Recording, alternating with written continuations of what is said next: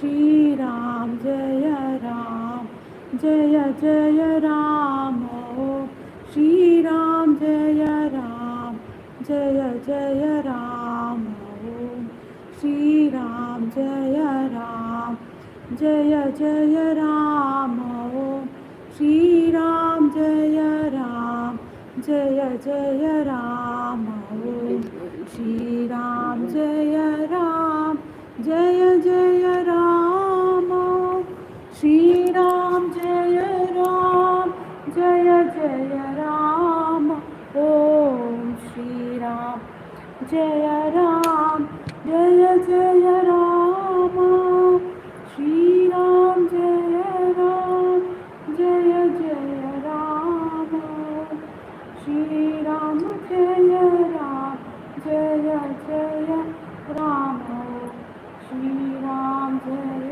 राम जय जय राम श्री राम जय राम जय जय Ram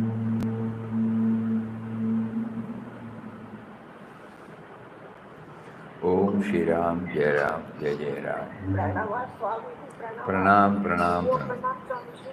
Hari Om. Hari Om, Hari Om, Hari Om, Hari Om. Namaskaram Swamiji. Hari Om, Hari Om, Hari Om.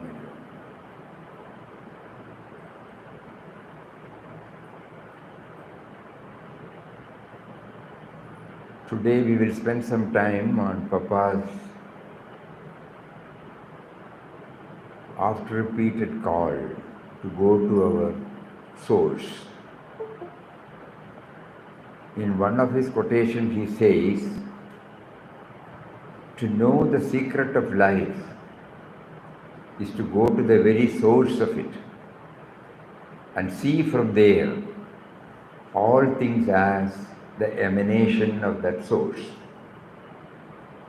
That source is pure and everlasting bliss. So all the ray-like manifestation of that bliss must be only waves of bliss. Thus life is, in all its aspects, internally and externally, entirely divine. So when at the time of inauguration he mentioned that the ideal of the ashram is universal love and service based upon the vision of divinity in everybody. That based upon the vision of divinity means going to the source of our life.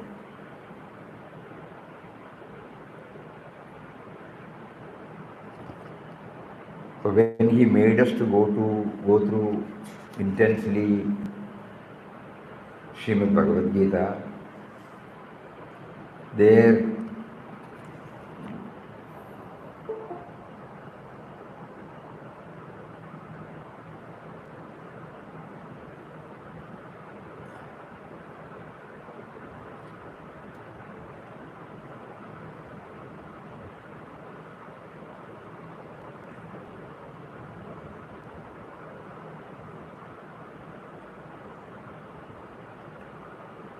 in more than 6 or 7 slokas,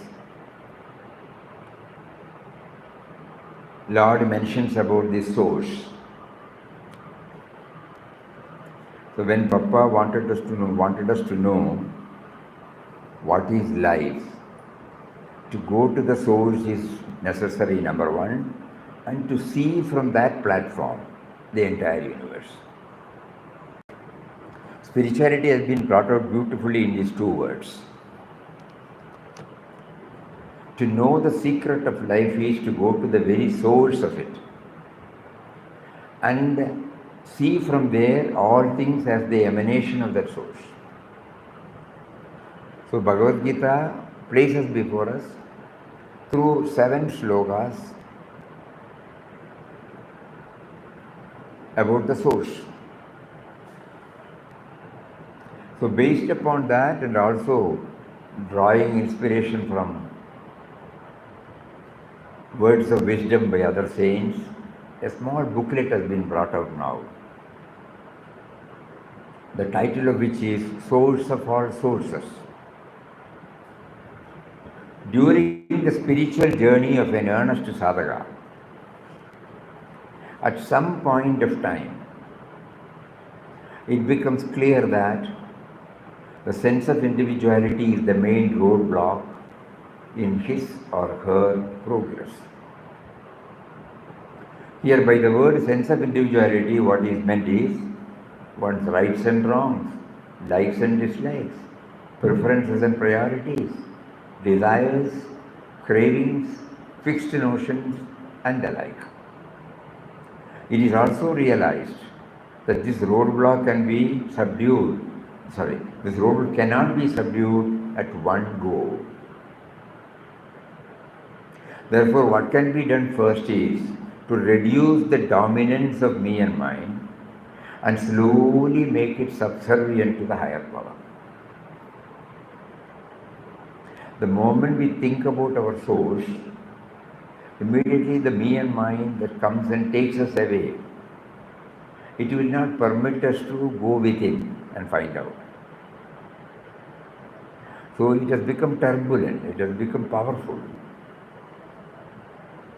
So at one go we will not be able to remove it.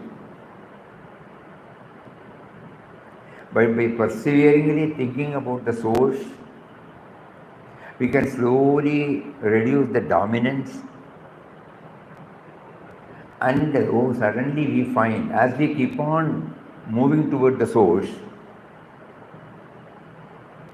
we become aware of the superpower within us, and then we become subservient to it gradually. One of the methods to move in this direction is to go to the source of our being and that of the world. This is very important, not merely our, because nobody can close the eyes and sit for a long time. He has to interact with the world outside. So our journey should not be one-sided. Simultaneously it should go origin of ours, origin of everything that is in the world.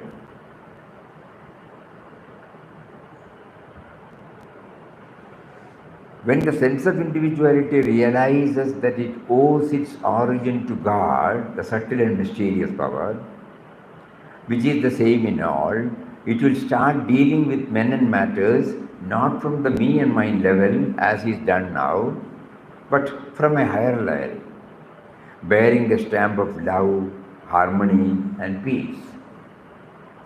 So whenever we bring these norms in our, by dealing with others, love, harmony, peace, then we know that we are not viewing it purely from the me and mine level.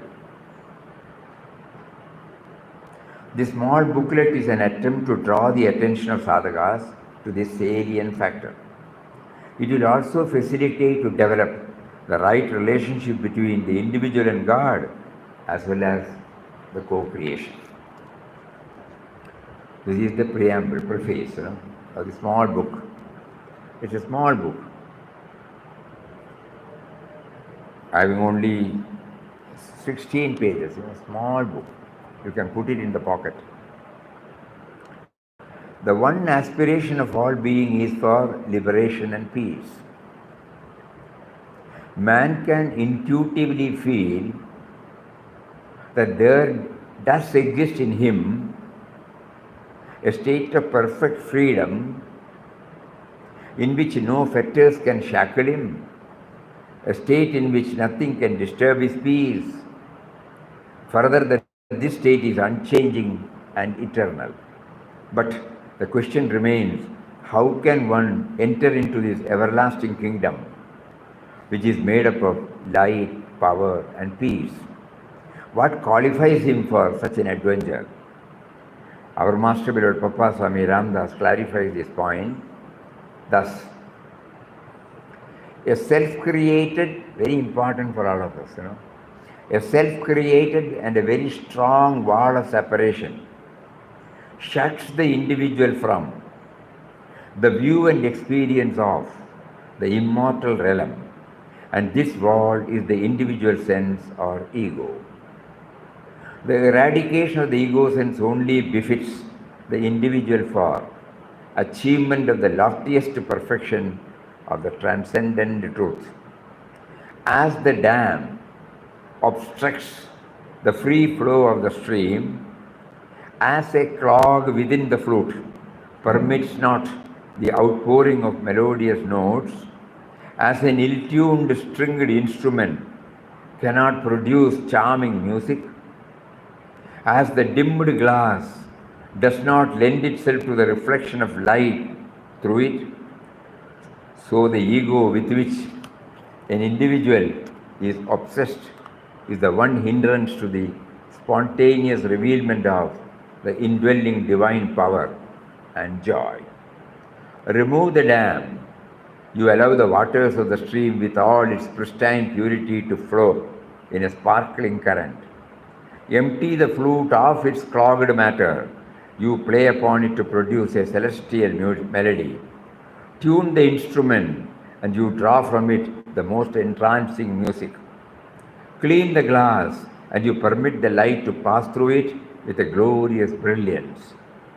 Similarly, eliminate the ego sense from your life, and that instant you liberate life to realize its oneness with the immortal truth, the oneness with the entire universe, the oneness with the infinite power, and the oneness with the everlasting joy.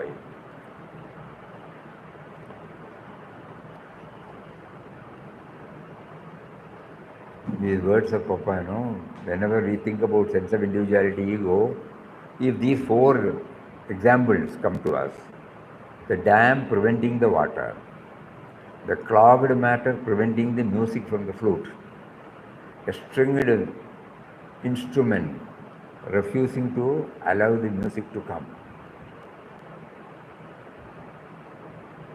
and the last one, glass. When the glass is there, remove the dust. You can see it clearly. If we remember this is how we are prevented from knowing the indwelling reality. So when we delve into our and the world's of existence, normally we attribute our origin to our parents. A little more probing reveals that although initially we thought that our parents were the source of our origin, we can soon infer that they were merely the instrumental causes, because they were also born to their parents, who were in turn born to their own parents, and so on. At best, we may be able to trace back a few generations, but not all the way to the original source. Hence, they cannot be our ultimate cause or origin. Now our effort should be to know the first cause or origin from which everything has sprouted, including us. Yesterday we were remembering when something is there are three causes. One is the material cause, the other is the efficient cause, and third is the instrumental cause. So when we are trying to trace our origin, the material cause, the efficient cause, the instrumental cause, think about it. Mud is there, that is the material cause. From it, the efficient cause is to bring out a pot.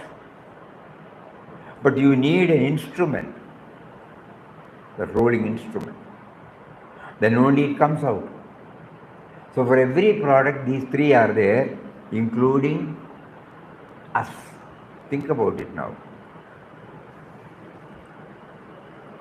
When we were conceived by our mother, we, the present me, were not consulted. This attests to the fact that the human birth was given to us. Because we had no role, the present me and mine had no role in it. This attests to the fact that the human birth was given to us, and based upon the karmic baggage we have brought forward from our previous birth, our body, mind, intellect complex was shaped. So each one of us is working out our own karmas. Sri Nisargadatta Maharaj explains, he says, what are the essentials to which you consider as you? When you say you, what are the essentials? Obviously the body. But this body that is now in its prime, healthy, strong, was once a little drop or a speck of chemical matter when conception took place in your mother's womb. Think, did you do anything to be so conceived? Did you want to be conceived? Were you consulted? Further, what is it that was latent in that tiny speck of matter which was conceived that caused it to grow into a fully developed baby with blood, flesh, marrow, bones, first in your mother's womb and thereafter in this world until it is now sitting before me discussing philosophy? What is it? No? that was latent in that. The body has, during its growth, assumed various images which you have considered to be you at different times, but no single image has remained with you constantly. Yet, there is something which has indeed remained without any change. Is that not your sense of being alive and present? The consciousness which gives you sentience and energy to the psychosomatic apparatus known as the body. This consciousness is given various names: beingness, I amness, self, Atman, and also other names like Maya, God, love, etc. The world exists for you only if this consciousness is there. If you are not conscious, as in deep sleep, can the world exist for you? Now, do you get some idea of what is it that makes you instinctively think of yourself as you? This composite of the physical body, the life force prana, which is the active principle, and consciousness, which enables the physical sense to cognize things. What you appear to be is the outer body. What you are is consciousness. This theme is further elaborated upon by the following words of Puja Swami Shantananda Puri. He says, when the mother conceived me on the second or third day, I was only a gel, neither liquid nor solid, which slowly descended into the womb. This gel had no power to breathe, to lift the hand, and it was only a mass of flesh. It slowly descended into the womb and became big. According to medical science, the energy came into the womb in the 4th week after the gel was formed. In other words, the energy which was me or which was you came into the womb only after 4 weeks had elapsed since the gel was formed. This means that you are never the body, but you are always the energy. Known a living and loving energy.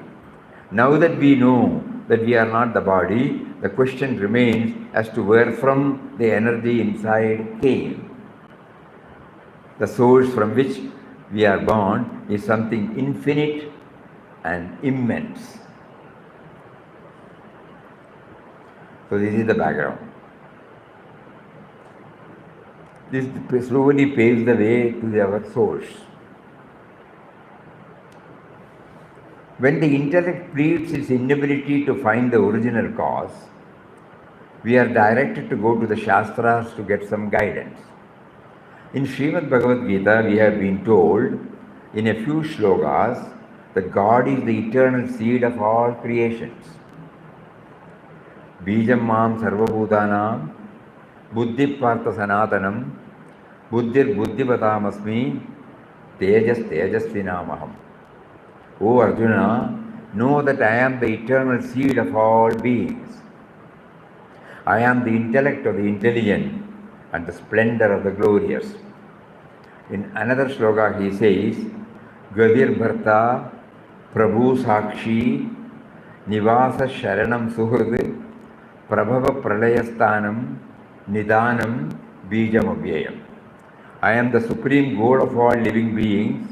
I am also their sustainer, master, witness, abode, shelter, friend. I am the origin. I am the end. I am the resting place of creation. I am the repository and eternal seed. Another sloka. Yachavi sarvabhutanam bijam tadaham arjuna na tadasti vina yasyat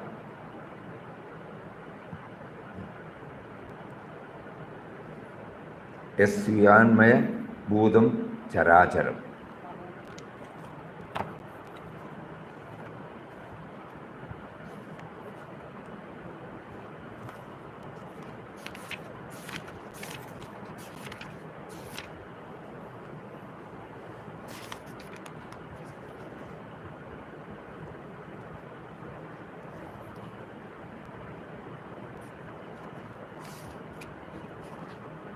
There is a mistake. 10:39. Huh? 10th chapter 39. 39.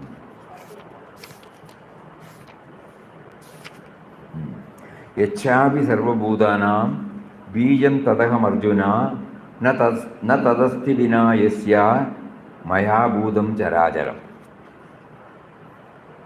I am the generating seed of all living beings. O Arjuna, no creature moving or non-moving can exist without me. Again, Sarvayonishu Kaunteya Budaya Sambhavandiya Tasam Brahma Mahadyoni Aham Bija Pratapida. It should be understood that all species of life, O son of Kunti, are made possible by birth in this material nature, and that I am the seed-giving father. Mama yonir mahad brahma tasman nigraham dadamyaham swabhava sambhava sugadu. 1 minute. Third and fourth, 14th chapter. There the mistake has come, no? Mistake is there. Mistake. Instead of this and that, 14th, 3 and 4. 3 and 4 angadu mari. It has changed. Doesn't matter.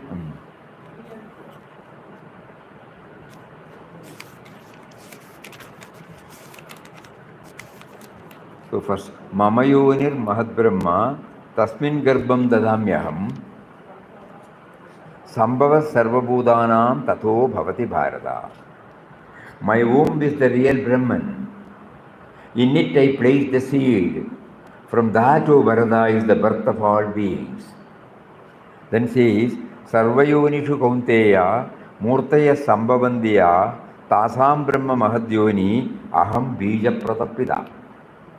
It should be understood that all species of life, O son of Kunti, are made possible by birth in this material cause, that I am the seed-giving father.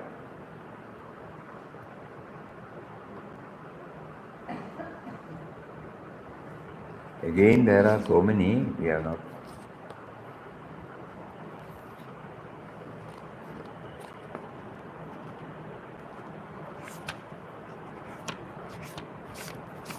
The deeper study is necessary.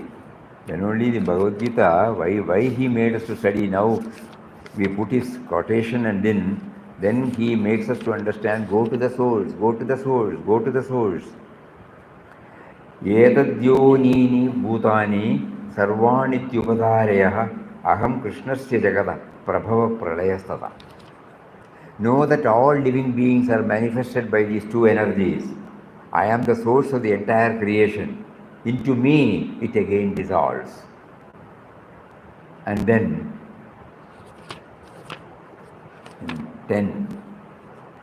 8 slokas. Aham sarvasya prabhavo matta sarvam pravartate iti matva bhajante mam uda bhava samanvitaha. Aham sarvasya prabhavo. I am the origin of all creation. Everything proceeds from me. The wise who know this perfectly worship me with great faith and devotion. So like that, if there are about 8 or 9, by which our attention is drawn to our very source. From the above shlokas, it becomes clear that our source is God, and God alone. Beloved Papa refers to it as the subtle and mysterious power, which is the indwelling and all-pervading reality. It is the creative force, the sustaining power, that which motivates towards constant change, the overall intelligence which governs the universe by physical and spiritual law, truth, love, goodness, kindness, beauty, the ever-present all-pervading essence of spirit, which binds everything in the universe together and gives life to everything. God is also expressive in the form of life force, awareness absolute, fullness. Now it becomes clear that God is our original cause, and we are born as human beings because of that subtle and mysterious power. When we heard these four Mahavakyas, what are the Prajnanam Brahma, Ayamatma Brahma, Tattvamasi, Aham Brahmasmi. We were repeating it, Somebody told us, we repeat. Now it is becoming clearer to all of us that when he said, I am that Brahman, it is not merely this I. They were all referring to the source. Prajnanam Brahma means consciousness is Brahman.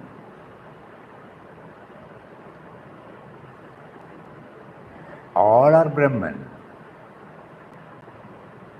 You are that.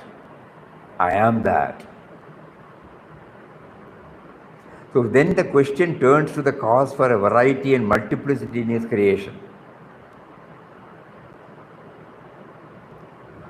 The source is one, but we see variety, multiplicity.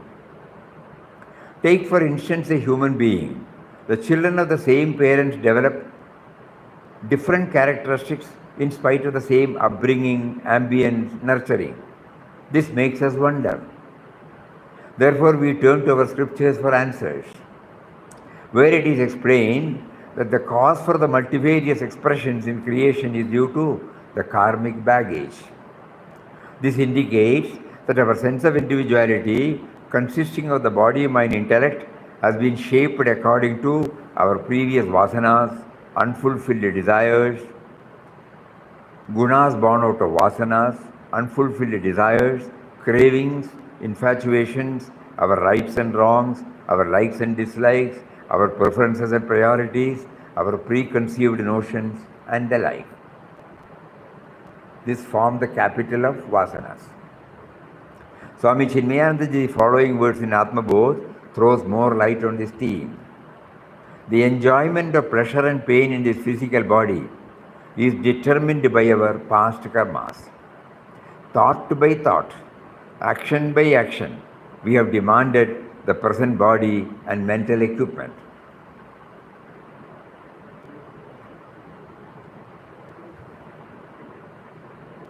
In fact, even while we are alive and acting here now, we order the shape of future life to be. With our own actions, we give a blueprint to God, ordering the exact shape of our destiny, and according to the specification given, the body, the tent of experience, is built and handed over to each one of us by the all-merciful, omnipotent, divine Creator. Now we know the difference between us. Though the source is one, clay is one, but when you look at the garden outside, different types of pots, different sizes of pots. Think, the potter is the same. So here, this is again clarified by Vinobaji. An artist paints a variety of pictures on the same type of paper with the same brush. A sitarist creates different ragas out of the same 7 notes. In literature, a variety of thoughts, ideas and feelings are expressed through a few letters in the alphabet. But what we have been reading out so far, it is only the alphabets, but different words, different expressions, they evoke different emotions, Think. So in literature, a variety of thoughts, ideas and feelings are expressed through a few letters of the same alphabet. Different pictures drawn by the same artist with the same brush on the same paper evoke different feelings. Therein lies the skill of the artist. The artist and the sitarist have such skill in their fingers that make you laugh and cry. In their fingers lies the magic power, the anger of the angry man, the love of the lover, the agony of the sufferer, the happiness of the happy one, the drowsiness of the idler, the activity of the industrious man, all these are manifestations of one and the same cosmic energy. These different emotions and urges, although they are often contrary to each other, spring from the same source. As the cosmic energy within is one and the same in all, the outer bodily cover of all is also the same in nature. So right from the seed level up to this moment, it is that power alone that has been providing everything to the individual through its true creations, namely Mother Nature and society. It becomes clear that an individual life bereft of these two cannot exist. To ensure that human beings live a comfortable life, a subtle and mysterious power keeps on empowering its selected instruments with the needed intelligence to discover, invent, innovate creature comforts, including languages, out of what has been provided through Mother Nature. What has been, in other words, everything that exists owes its origin to that intelligence absolute. There are two methods to realize the reality, our source. One to pursue the path of knowledge, and the other through the path of devotion. Of these two, the path of devotion is relatively easy because it makes the aspirant feel that the reality is nearer than the nearest. So let the heart, with all its impurities and weakness, plead before him and say, O Lord, I take refuge in you. You are my sole guide, my master. Show me the right path. I shall follow it. If we do so, he will make us aware that he is our master and guide. Then we have been assured that he will lead us and make us aware of his presence within and without, and also that we are playing the role allotted to us by him. Now, having intellectually understood the power behind the sense of individuality and the world, how can we translate this knowledge in our daily lives? The simplest method suggested by our master to remember him is the triune path of Nam, Seva, Dhyan. Of these three, Nama plays the most crucial role. This regular practice will also help us during the non-chanting time to pull us up whenever we go off track, whether in Seva or in Dhyana. Nama. To remember him, we have been asked to give a name to that power and then chant the name with faith and devotion. The uniqueness of the sadhana of chanting the name is that it is free from all preconditions and therefore it can be chanted at any time, anywhere. Chanting is to remind the chanter that the name chanted stands for the great provider who has been providing everything right from the seed level up to the present stage. While chanting, Vinod Papa also wants us to remember that we are chanting the name of the one who is within us and who is making us chant.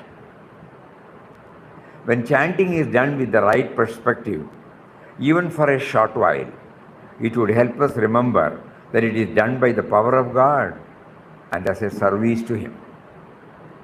Remembrance is meant for us to be able to attribute everything to him, even the very act of chanting. I remember you, O Lord, because you remembered me first. And then Seva. Nobody will be able to chant the divine name throughout the waking period because of preoccupation with family, society, and profession. So another clue given by Vinod Papa is to ensure that outer activities are compatible with the inner aspiration. Meaning, every act will have a touch of love, a touch of perfection, a touch of dedication, and also a touch of gratitude. This constitutes Seva. In other words, it's a movement from me to we. Then comes dhyana. Nama and seva prepare the groundwork to undertake the inward journey. Mental repetition of God's name gradually hastens the emergence of peace and tranquility and paves the way to develop witness consciousness. This witness consciousness is a state of awareness of the immortal and radiant truth within us. Now universalize your vision. This triune path leads the aspirant to the vision of divinity within, and based upon that, loving all and serving all will become spontaneous and natural.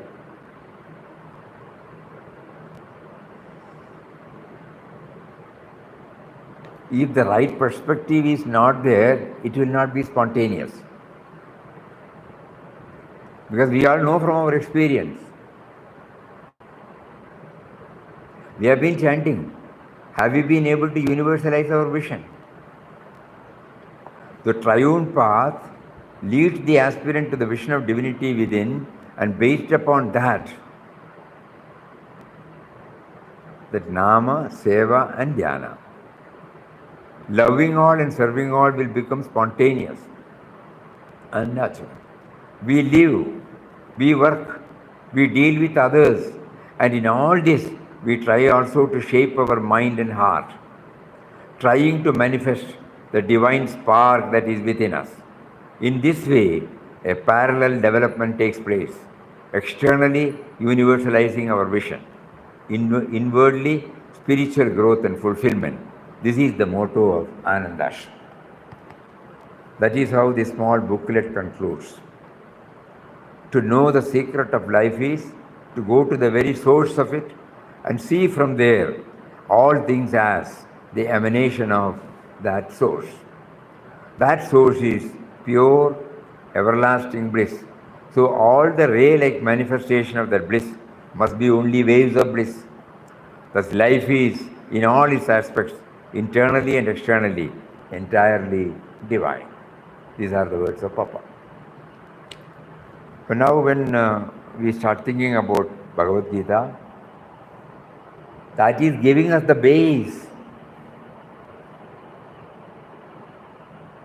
If we remember, this is the part Gita has in our life. What is the part? Linking ourselves to the source, which is common into all of us, which is the base, which is the substratum, which is, for all that we see, including us in this universe. Yachavi sarvabhutanam, no? Not only me, not only the birds and animals, not only insects and flies, not only plants and trees, not only inert, insentient matter, everything owes its origin to that subtle and mysterious power.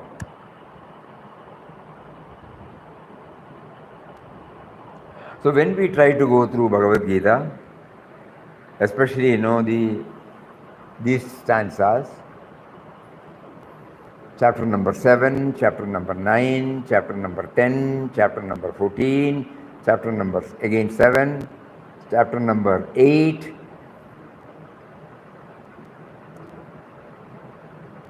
we are, so many clarity comes, I am the eternal seed, I am the origin. Of all these slogas, if we learn it by heart and keep it imprinted in our heart, which is the one, Gadir Bharta, Prabhu Sakshi, Nivas, Sharanam Suhrud, Prabhava Pralayasthanam, Nidanam, Bijam, Avyayam.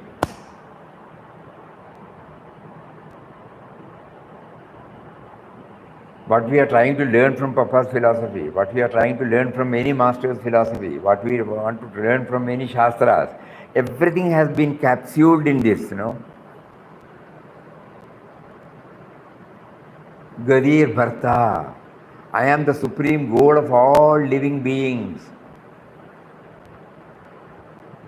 Gadir, Bharta means I am also their sustainer, master.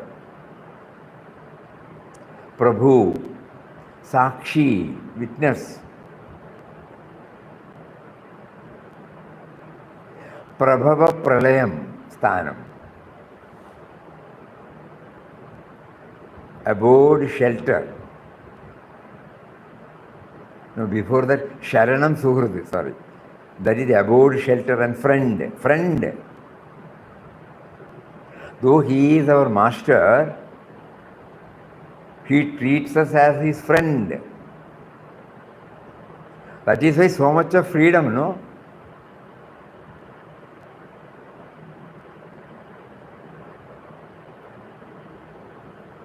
We have ignored him. We have not recognized him. We don't think about him, we don't remember him. But still he is not getting out, you know. Because he is our friend. Very touching, you know, the moment you start thinking about it. Sharanam Suhrud. Prabhava Pralayasthanam. I am the origin, end. And Nidanam, resting place. And Bijam Avyayam, I am the repository and the eternal seed.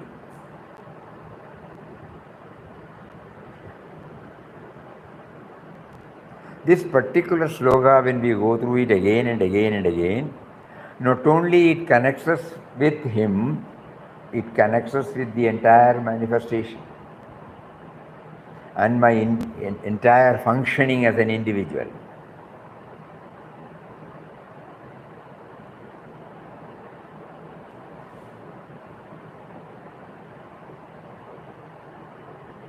He is the repository, you know, all the faculties, capacities, capabilities. Yesterday we were talking about, you know, the endurance. Everything is inherent in us. Because he is the repository, you know, he is the repository of all these things. He is the banker. And he releases one by one depending upon our intensity, our probing nature.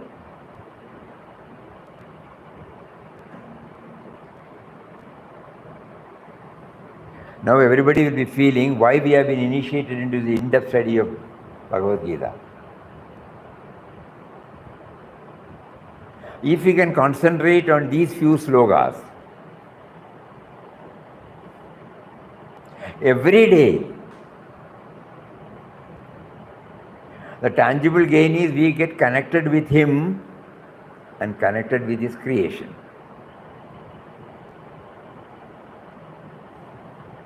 Suddenly we realize we have a role to play as designed by him, as allotted by him, as assigned by him. Because he is the master.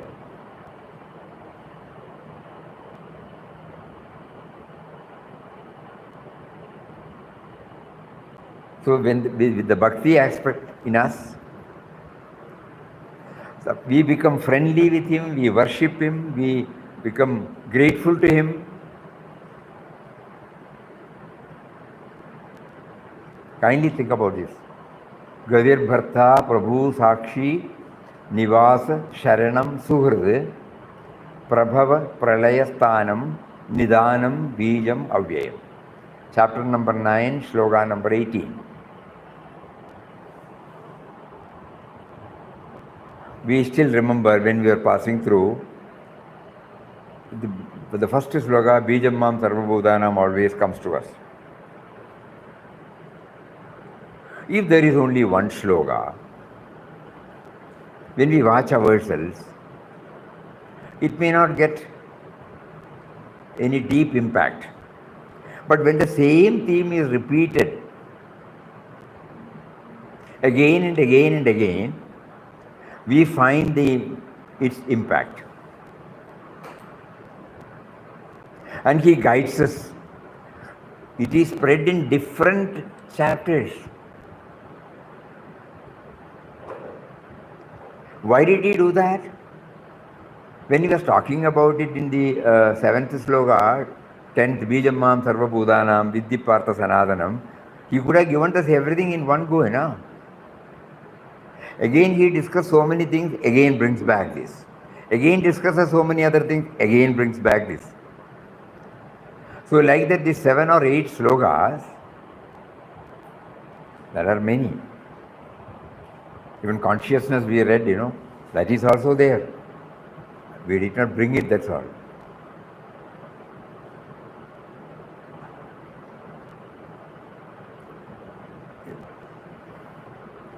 Vedanam Samavedosmi, Devanam Asmi Vasavaha, Indriyanam Manashasmi, Bhudanam Asmi Chetana, correct, Chetana. Chetana is consciousness. 10th and 22.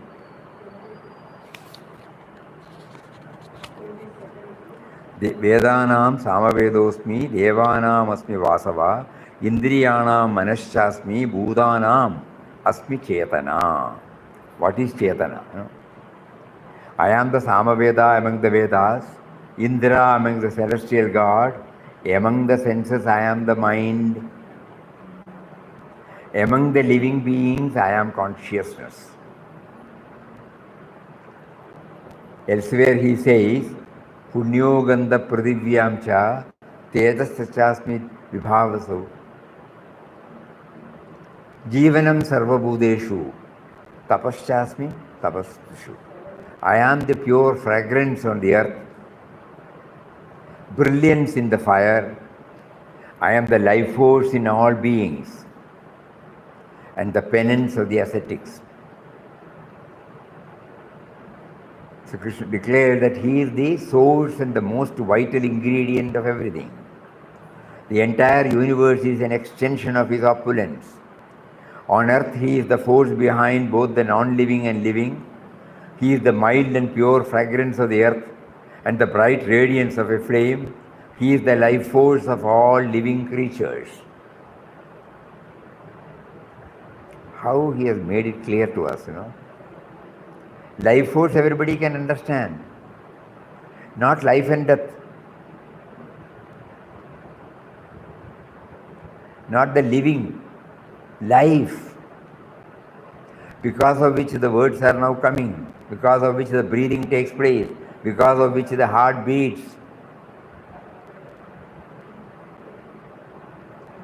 Then, so,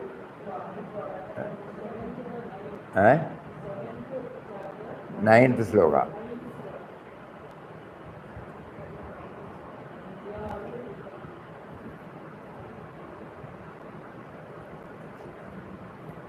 And again in 10th sloka, in 10th 32, these are all very important, you must read.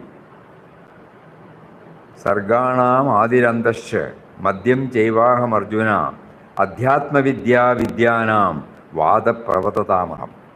O Arjuna, know me to be the beginning, middle and end of all creation. Among sciences, I am the science of spirituality. And in debates, I am the logical conclusion. We are reading from Bhagavad Gita. Earlier in the 20th verse, Sri Krishna had started that he is the beginning, middle and end of all living beings. Now he stated the same for all creation. All that is created, such as space, air, fire, water, earth, is called Sarga. I am the creator, maintainer, annihilator. Adi, Madhya, Anta. O creator of the world, O destroyer of the world, O sustainer of the world and destroyer.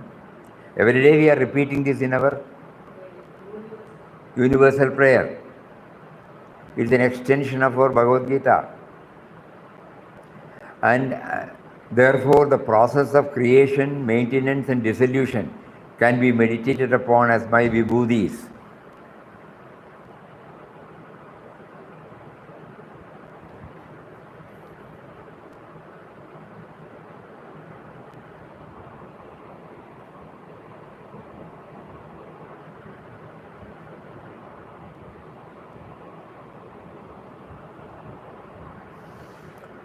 So that is how this small booklet ends. It gives us some idea about Srimad Bhagavad Gita. Now we know that Bhagavad Gita deals with our origin. We have forgotten that origin at all. We start from our name, no? We start from our body, mind, intellect level. Whereas we know that prior to the name, prior to the body, mind, intellect, we were there in the form of that energy. Subtle and mysterious power, which is the synonym for God, Atman, Brahman. So intellectually at least we will now understand this and try every day, so that the Gita study does not become intellectual. It should connect us to our origin. Then only we will be able to develop the right relationship with the co-creation. If I know that there is a common thing in the creation, I cannot but love.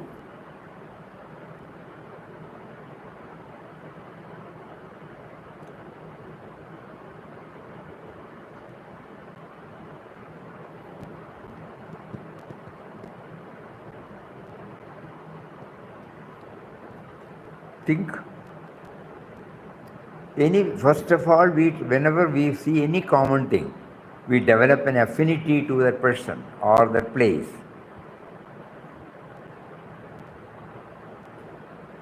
A couple of months back, we were in Calcutta. When we saw, going through, ladies wearing the saris in the same way as South India, immediately that comes to our mind. Because in Gujarati or in some other language, Rajasthani, nowadays of course it has changed. But we find, there is different. But whenever we find anybody wearing a dhoti, for example, anybody talking our language,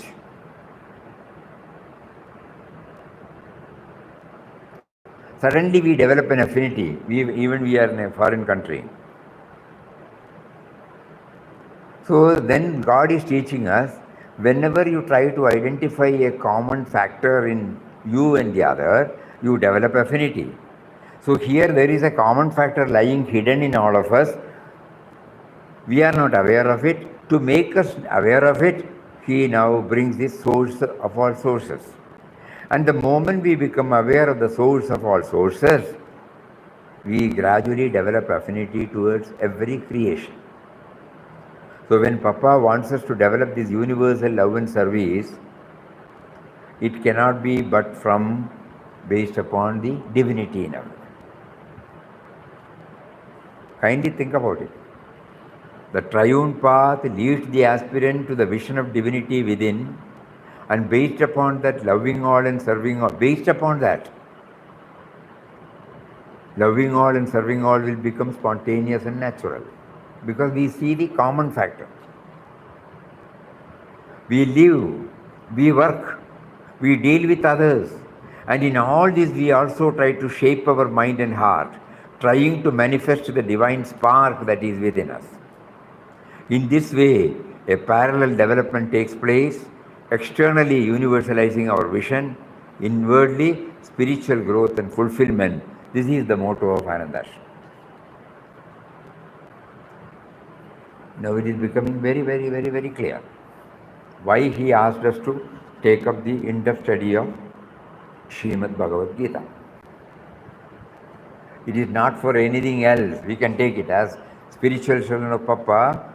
We take it as to somehow identify the source of all our sources and to dwell upon it intensely, so that this factor is identified, is known, is seen, is recognized in every creation. Initially at the intellectual level and slowly, gradually at the experiential level. And what will be the outcome? Universal love and service.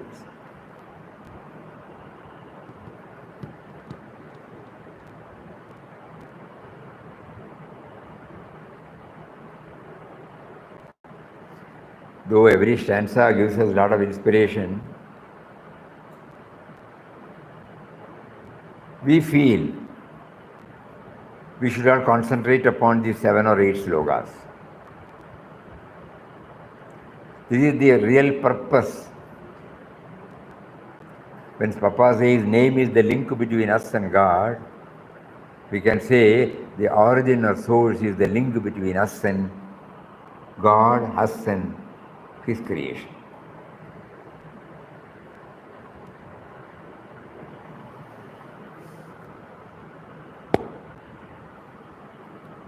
Is it becoming clear? All are in a contemplative mood. Eh? Please, please, please. Keep on thinking. Origin, origin, origin, origin, origin. Gadir Bharta Prabhu Sakshi Nivasa Sharanam Suhrid Prabhava Pralayasthanam Nidanam Bijam Avyayam.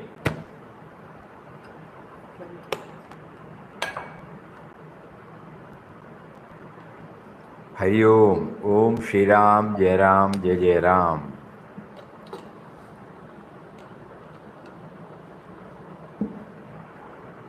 Om Shri Ram, Jai Ram, Jai Ram. Om Shri Ram, Jai Ram. கொஞ்சம் புரியறதா?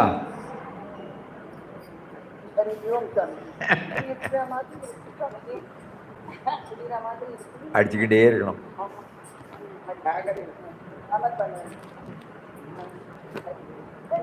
प्रणाम प्रणाम प्रणाम प्रणाम प्रणाम